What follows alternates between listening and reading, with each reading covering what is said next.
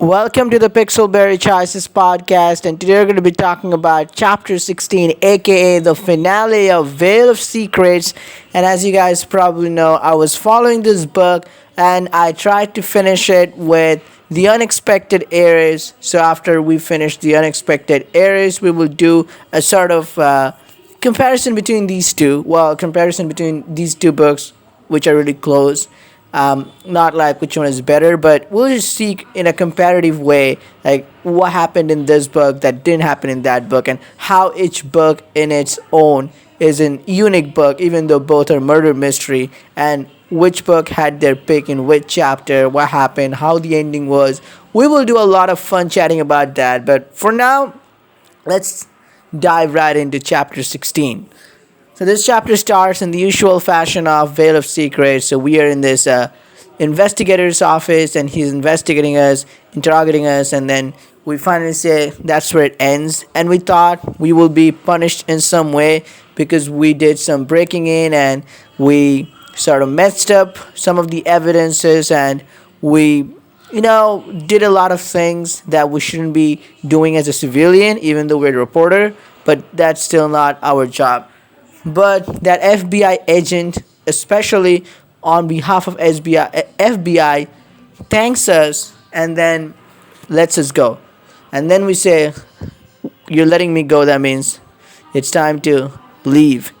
So we first say all our goodbyes to the BNB's lady who was hosting us, and we get to know she's going to be married to Judge Winters, and she tries to give us details about their sexual life, but we say okay, I think we'll go. And then we meet up with Kate. We just talk with Kate and how everything has changed, and we say our goodbyes to Kate. We also at the end see that Kate was trying to say something in terms of the relationship between our main character and our Kate, but she stopped short, and she wants to raise that child that Kate has in her womb, and Kate wants to be a good mother and doesn't care much about any princess that once he hoped for in college. And then we go to bid our goodbyes to Naomi, and depending on who you save, Percy or Duffy, you will meet them and you'll have a conversation with them. So I had a conversation with Duffy. Duffy seems to be remorsing that whatever he did, though he still thinks that those people were not innocent, but he still is genuinely sorry about Kate. And he is also telling our main character that if we can tell Kate that Duffy has, said sorry on behalf of Duffy. So Duffy seems to be remorsing his deeds a lot. And then you have a conversation with Naomi. Naomi has become now the head of this police station. That is a good thing. That's not permanent, but it seems like it will be permanent in a short time. And then we say our goodbyes and we leave. We meet with Grant, and Grant is busy with Sterling's out of the way. So here's what happened. The whole Sterling family is gone, and the city Birchport, it's not ruled by Sterling anymore. So their power hunger, their game, everything is gone. All the bad deed they did. So that was really interesting. And now this town will be looking for a new leadership, and Grant will step up if it's needed with Scarlet. And then we go visit in in the docks in his houseboat, as he calls Flynn.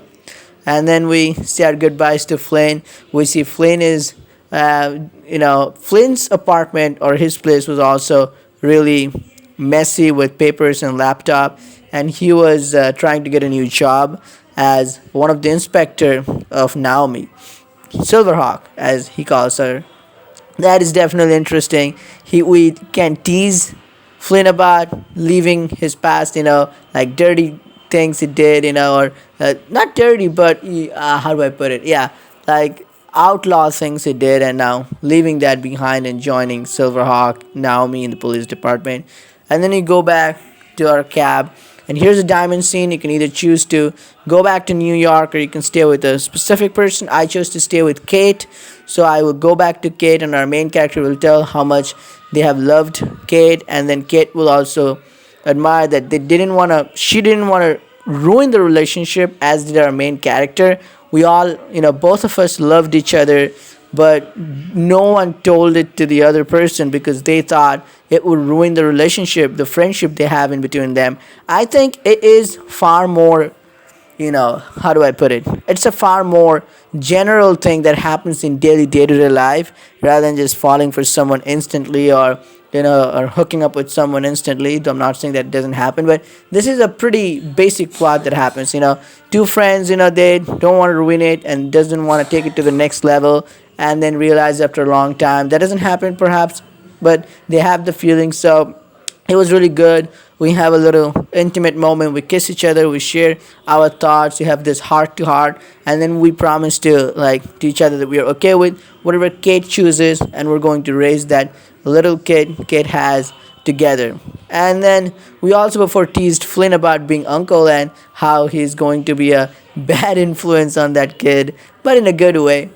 But then we leave. The story ends there, and if you've collected all the clues, there is an epilogue. You will see what's happening 1 year from now, and you will also see some key moments like how Nicolay saved Duffy as when he was a baby, and how Duffy found out that night when Nicolay was drunk and looked into Duffy and told him that he was the boy. So those kind of things will be revealed there, and also we will get an epilogue saying who is doing what. So it was a pretty good ending. I really like, and it kind of felt like a movie because at the end of the movie how the main narrator, or the main character, will tell what everyone is doing. Like, okay, they are happy in their own house, and that character is doing that character is doing that, and then finally, as for me, so that way it went, and I really like this kind of endings. It was the most cinematic ending a book could have, and they did it really well. So then we see Flynn is starting a new, life, and Grant is also stepping up and is thinking about running as the senator of New York, and Naomi is progressing with her life too. Kate is raising her daughter. I think, yeah, she has a daughter. The daughter's name starts with R, but I can't remember exactly, and she has kept the surname O'Malley. So Kate is raising the child by her surname, which was pretty good. What else? And then we say, and also Duffy. As I saved Duffy, Duffy is in a prison, and Duffy, his cellmates have confirmed or have told that Duffy has a really modest and model behavior. So Duffy seriously seemed to remorse everything he has done.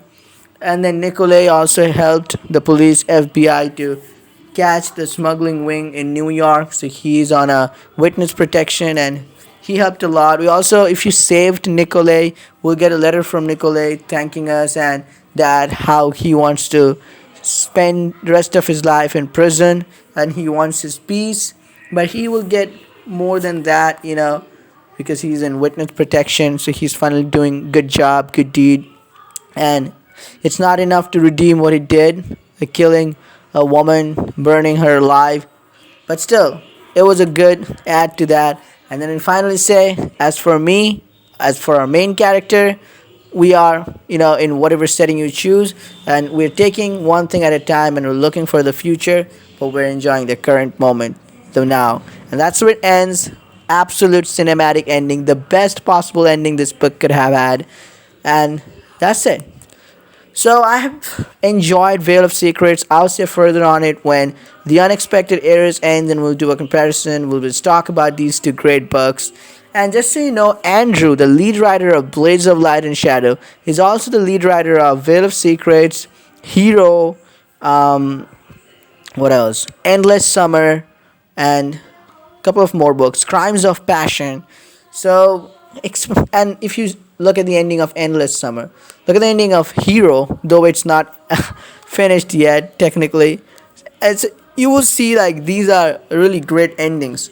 This writer, I haven't seen endings like this. Yeah, Big Sky Country had a good ending. What else? Some books do have good endings, but this is one of the good books. Sometimes we want sequels, but ending a book is also really important. And how this book ended, it's, I would say, perfect, because people didn't like the ending of Foreign Affairs, people didn't like the ending of Open Heart, the ending of Distant Shores, the ending of Nightbound, because they are Across the Void, because it felt kind of rushed at some point, or not that well, because we hoped a lot of information to be revealed. So even people took all the premium scenes, all the bonus scenes. They didn't see some questions getting answered. But this is a book where all the questions get answered. And so is Endless Summer. Though, both the books are written in a way. In Endless Summer, if you choose Rourke's ending, where you get back to normal, but Jake and his friend, they're locked. Vanu is locked and they're being tortured, and Rourke is the supreme leader, the emperor of the whole world. So in that setting, there is a possible book sequel scenario, but that's the end. But that's kind of the ending. It ended, but it's still not ended. It's a different feeling from an incomplete book. Like Foreign Affairs was rushed. It felt like we didn't collect enough information about Aina, or we didn't get to know Blaine better, Aina better, some situation related to them, or Tatum better. Or in Nightbound, it felt like we really never knew why Nick protected us, and a lot more could have been done into that. Same goes to Distant Shores. We really didn't know why the pirate captain had a connection with his hometown, or what's going to happen with like what happened with Charlie, or how that is going to play out. But these endings where there is a touch, like anything can happen, it's up to your imagination, but still it's complete, but still it feels incomplete. So I don't think I did a better job explaining that, but I hope you understand like how these two things are different. Endless Summer, that ending, even though it feels like there could have been done much, but it's the complete ending, but it's still incomplete. But for Distant Shores, Foreign Affairs, it's the end, but we don't have much information on some of the characters, like why it happened, as to what happened. These are all the facts, and I really love it. Same goes with Veil of Secrets. If you save Duffy or Percy, it can happen. They change their mind, or something goes down in the future. So these are all up to imagination. What's gonna happen next? And one of the best book in choices, written by Andrew. All his books are super awesome. He's also worked for Most Wanted, I believe. It's just super awesome. Let me know in the comments below what you think, and I'll see you in the next video. Till then, peace out.